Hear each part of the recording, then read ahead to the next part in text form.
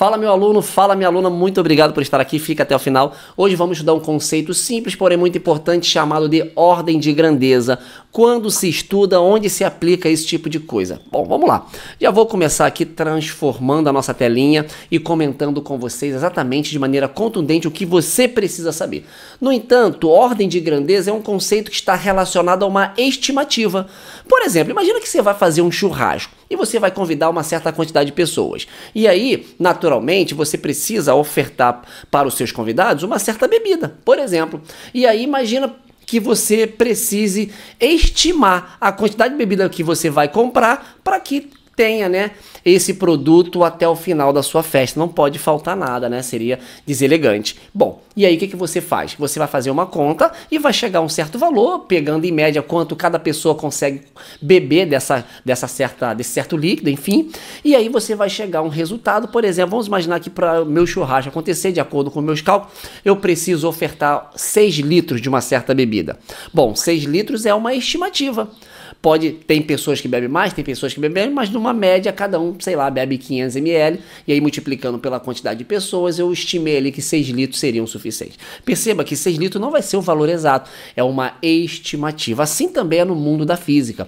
Em muitos casos, a gente, para chegar ao valor correto de uma certa medida, primeiro vai e faz uma estimativa daquilo que a gente vai trabalhar. Essa estimativa na física recebe o nome de ordem de grandeza, tá bom? E aí, como é que a gente vai trabalhar de maneira contundente? Olha, a ordem de grandeza representa, como eu falei para vocês aqui de maneira prévia, um valor aproximado da medida real, tá bom? E aí, a gente precisa colocar a nossa medida em notação científica. É o primeiro passo. Você representa a sua medida física em notação científica. A partir disso, você consegue estimar. E aí a gente vai ver aqui duas regrinhas básicas para se chegar à melhor estimativa possível. Por exemplo, o que está aqui é o primeiro passo, como eu disse ali, a sua medida, né? Vou chamar minha medida de x. Ela vai ter que estar nesse formato aqui, ó, 10 elevado a e, tá bom? N vezes 10 elevado a e. N vai ser o coeficiente e a gente viu que esse cara aqui, ele não pode ser qualquer um. Ele é um cara que varia entre 1 e 10. Mas ele não pode ser igual a 10. Ele pertence a esse intervalo, mas ele não pode ser igual a 10, correto? Ele pode ser igual a 1 e não pode ser igual a 10. Então o primeiro passo é isso. Eu tenho uma certa medida e coloco essa medida em notação científica. Eu vou te dar um exemplo. Olha aqui, imagina que, sei lá, a distância da minha casa até o meu trabalho seja de 750 metros. Então eu vou chamar isso de D, de distância, e vou representar aqui, ó, 750 metros. E aí o primeiro passo seria colocar esse cara em notação científica. Se eu volto duas casinhas aqui, ó, se você não viu, tem a aula 1 desse vídeo, notação científica, tem todas essas regras básicas que a gente está aqui comentando. Sugiro que você vá lá e reveja, tá bom? Então aqui ficaria 7,5, tá certo? Vezes 10 sempre, elevado a quanto? Quantas vezes a gente precisou andar com a casa decimal aqui, com a vírgula? 2 vezes. E aí, como a gente andou para a direita, perdão, para a esquerda, o nosso expoente fica positivo. Então coloquei, beleza. Agora perceba, 750, ele é um valor que está entre, né, esse valor aqui, 7,5, 10 ao quadrado, eu posso até colocar ele aqui, ó. Esse meu microfone está me incomodando aqui um pouquinho, deixa eu só alterar o fio aqui, perfeito. Bom, aí aqui, ó, eu posso colocar esse, a gente pode perceber que o 7,5 vezes 10 ao quadrado, ele está entre, tá vendo? Ele está entre quem? 100, que é 10 ao quadrado, e está entre 1000, que é 10 ao cubo, certamente. Mas perceba, e agora? Como é que eu faço? Observe que ele é um valor, 750 é um valor entre 100 e 1000. E 100 e 1000 colocados em notação científica ficaria assim, tá vendo? 10 ao quadrado e 10 ao cubo. E agora que vem, naturalmente, o 750 é mais próximo de 1000 do que de 100. Então a gente diz que a ordem de grandeza dessa medida aqui, tá vendo aqui? A ordem de grandeza dessa medida aqui está na casa de 1000, tá vendo? Porque é uma estimativa, é um valor aproximado. Então, 750 é aproximadamente 1000, 10 ao cubo. E está mais próximo do 1000 do que do 100. Então, se eu tivesse que estimar qual é a distância entre minha casa e meu trabalho, cerca de 1000 metros. 1 quilômetro, entende? É uma estimativa, não é um valor exato. Eu não poderia, de maneira alguma, tá vendo? Eu iria errar muito se eu coloco uma estimativa de 100.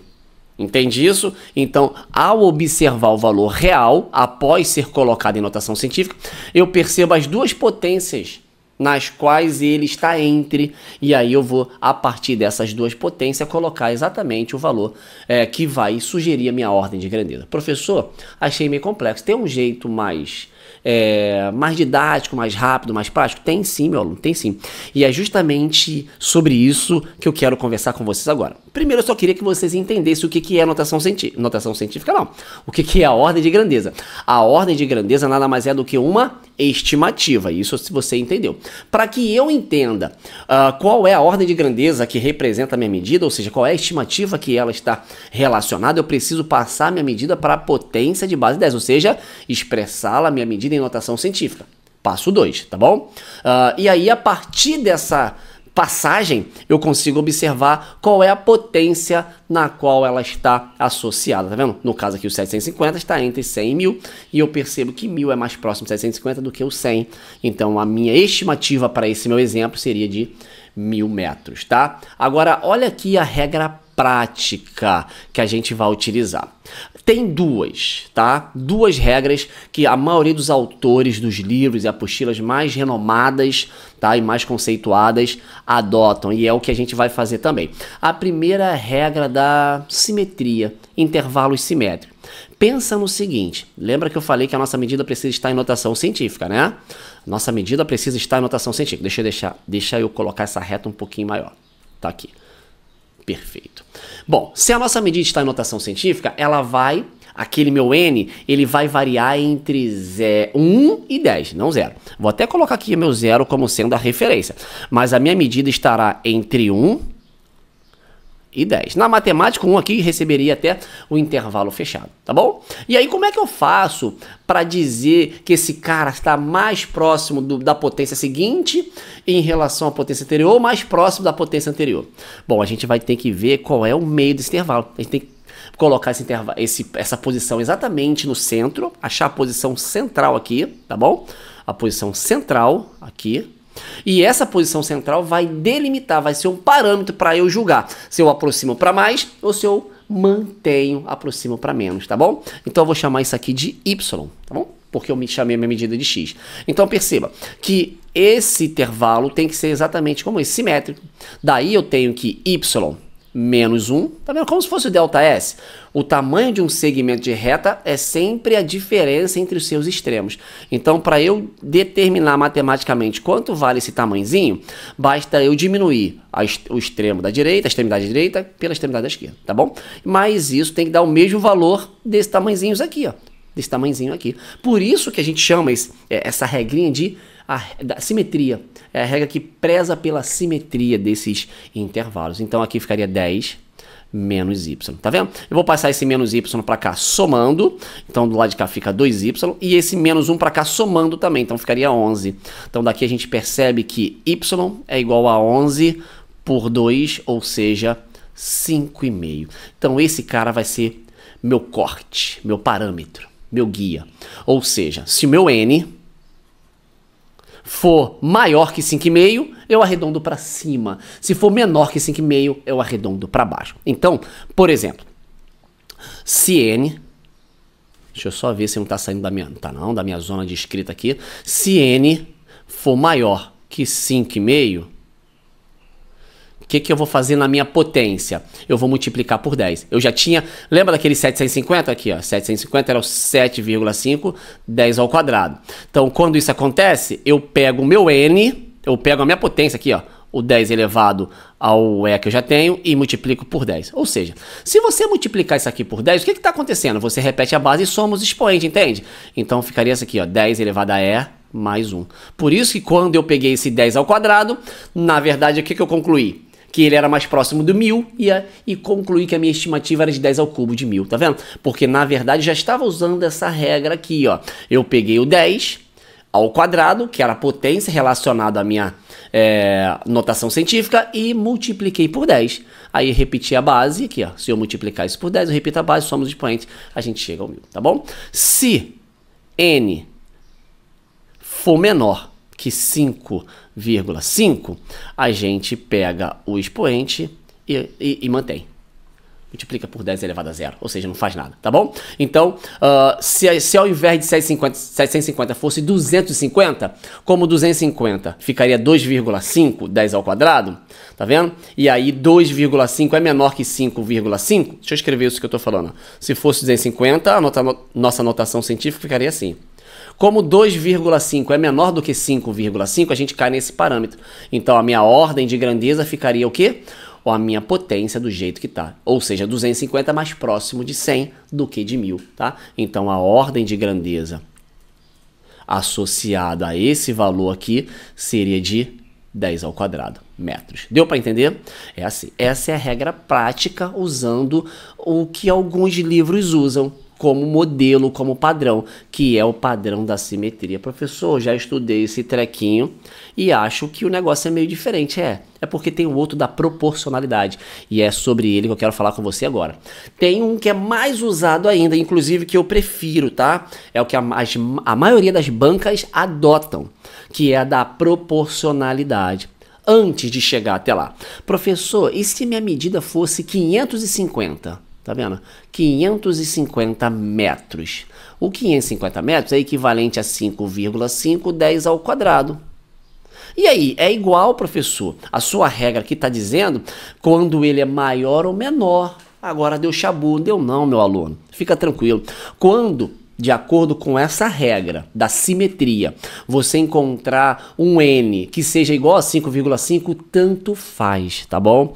Tanto faz. Tanto é que se um autor sugerir uma resolução de exercício por esse método, ele não pode botar nas opções o 5,5, 10 ao quadrado aqui, por exemplo, como ordem de grandeza, o 10 ao quadrado e ordem de grandeza, o 10 ao cubo. Ele não poderia fazer isso, tá? Porque quando você acha um N igual a 5,5, tanto faz usar, somar um no expoente ou manter o expoente que você tem. Porque esse número está igualmente espaçado do anterior, né, da potência anterior, como da potência seguinte, tá bom? Então, a banca jamais poderá, se ela estiver, né, sugerindo a resolução por esse caminho, tá bom? Então, 5,5, tanto faz, aí você adota, tá? E aí você pode ficar seguro que não vai ter opções assim, ó.